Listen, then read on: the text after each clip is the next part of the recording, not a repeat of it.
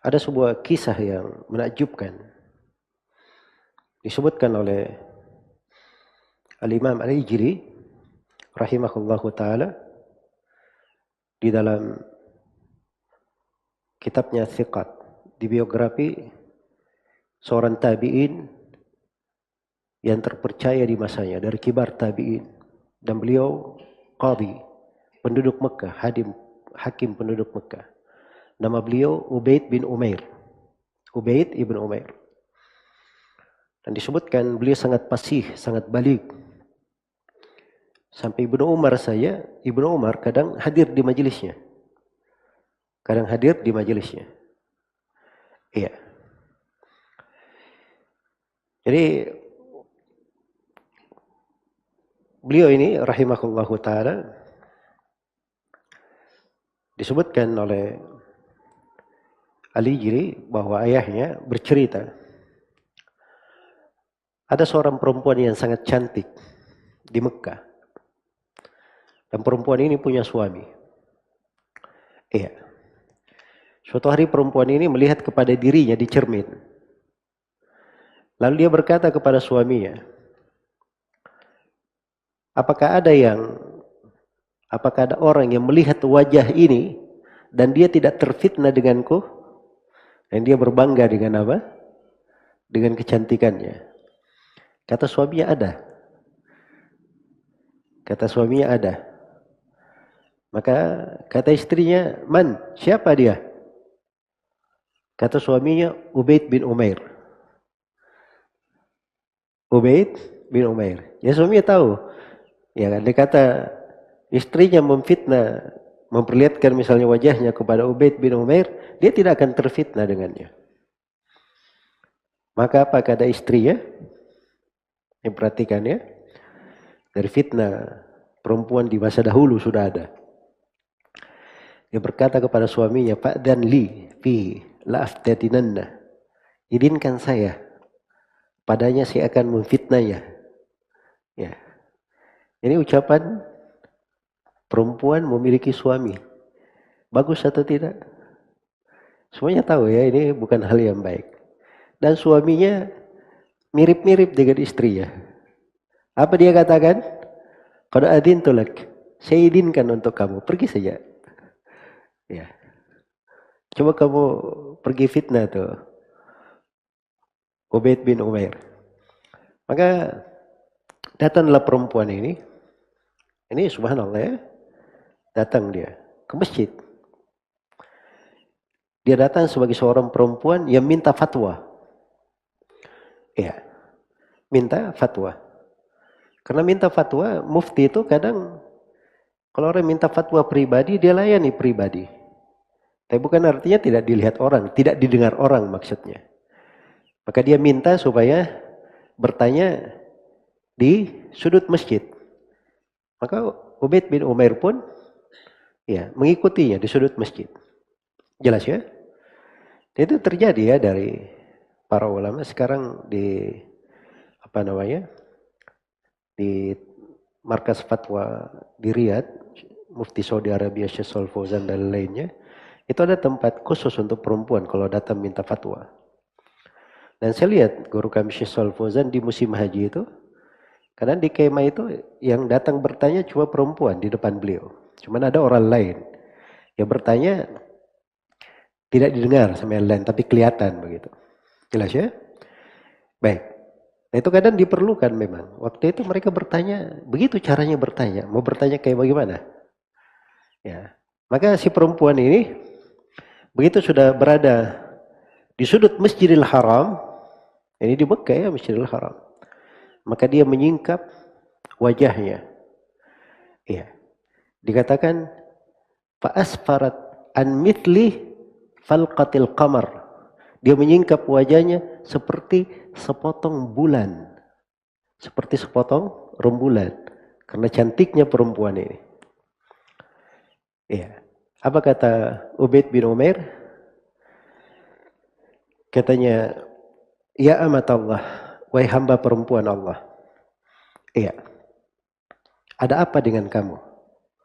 Kata perempuan ini, saya ini telah terfitnah dengan engkau. Saya ini telah terfitnah dengan engkau. Maka lihatlah solusi untuk saya. Nah, ini bahasa halus ya. Ya maksudnya kalau bahasa lebih tegasnya, ya lakukan sesuatu, saya terfitnah dengan kamu, kan begitu. Ya. Maka kata Ubaid bin Umair, saya akan bertanya kepada engkau akan sesuatu. Kalau engkau jujur menjawab saya, ya, saya akan berusaha melihat keperluanmu. Kalau kamu jujur menjawab pertanyaan saya, ya, maka kata perempuan ini, silahkan tanya apa saja, saya pasti akan jujur menjawabnya. Kata Ubaid bin Umair, sekarang beritahu kepada saya, bagaimana pendapatmu apabila malakul maut mendatangimu, lalu mencabut ruhmu?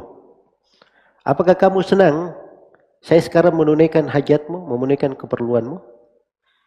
Kata perempuan ini, Allahumma la. Sungguh tidak, saya tidak akan senang melakukannya. Baik. Kata Ubaid bin Umair, sadaqti, engkau telah jujur. Iya.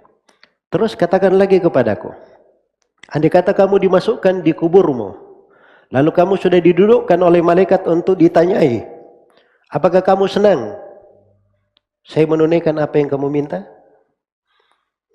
Kata perempuan ini, Allahumma la, saya tidak akan senang. Baik. Kata Ubaid bin Umair, sadaqti, kamu sudah jujur. Pertanyaan yang ketiga, andai kata seluruh manusia sudah diberikan catatan-catatan amalannya, dan kamu sendiri tidak tahu, kamu akan mengambil catatanmu dari kanan atau dari kirimu, apakah kamu senang saya memenuhi permintaanmu? Kata perempuan ini, Allahumma la. Ya Allah, tidak. Saya tidak mungkin ya meminta itu. Kata Ubaid bin Umair, sadaqti, kamu juga sudah jujur. Kemudian kata beliau, falau aradtil murura ala sirat wala tadrina tanjina aw la tanjin. Sekarang bagaimana andai kata engkau ingin melewati jembatan di atas neraka jahanam dan kamu tidak tahu kamu ini selamat atau tidak? Apakah kamu masih ingin meminta? Apakah kamu masih senang saya penuhi permintaanmu? Kata perempuan ini, Allahumma la. Tidak. Kata Ubaid bin Umair, kamu telah jujur juga. Pertanyaan berikutnya. Ya, kata beliau, bagaimana pendapatmu apabila didatangkan timbangan-timbangan dan engkau didatangkan dan kamu tidak tahu timbanganmu ringan atau berat? Apakah kamu senang saya tunaikan apa yang kamu minta? Kata perempuan ini, Allahumma la. Dia lagi berkata, tentu tidak. Kata Ubaid bin Umair, kamu telah jujur. Kemudian kata beliau, "Fala waqafti baina yadillahi lil musa'alah." Kalau kamu sudah berdiri di depan Allah untuk ditanyai, apakah kamu senang untuk saya memenuhi apa yang kamu minta? Kata perempuan ini, tidak. Iya. Maka kata Ubaid, kamu telah jujur. Ya, kamu telah jujur. Akhirnya beliau berkata, ya amatallah, wahai hamba perempuan Allah, ittaqillah, bertakwalah kepada Allah. Allah telah memberi nikmat kepada kamu, berbuat baik kepada kamu. Iya. Maka katanya perempuan ini pun kembali ke suaminya. Kembali ke suaminya. Suaminya bertanya, ayo, apa yang kamu lakukan? Cerita. Kata istrinya, sesungguhnya kamu ini seorang pengangguran. Dan kita ini semua pengangguran. Kata istrinya. Maka setelah itu dia rajin sholat, rajin puasa, beribadah. Sampai suaminya berkata, ada apa antara saya dan Ubaid bin Umair? Ubaid bin Umair ini telah merusak istriku. Ya. Setiap hari biasanya dia adalah pengantin bagi saya. Dan sekarang dia menjadikan istriku sebagai rahib ahli ibadah. Jelas ya? Nah, itu cara para as-salaf dahulu. Mengobati dirinya dan mengobati orang lain. Mengobati orang lain. Dia banyak mengingat hal-hal yang seperti ini. Karena itu mereka cenderung selamat dari apa? Fitnah-fitnah syahwat. Karena yang selalu dia pikir makna-makna yang seperti ini. Iya. Kalau kita, yang kita pikir Masya Allah ya, banyak sekali. Ya, angan-angannya sudah panjang. Cita-citanya di dunia tidak ada habisnya. Ya. Kemudian pikirannya melambung ke sana sini. Ya, seakan-akan tidak ada tujuan di dalam kehidupan. Ini semua yang membuat kita menjadi lemah. Nasallallahu al-afiyah wassalam.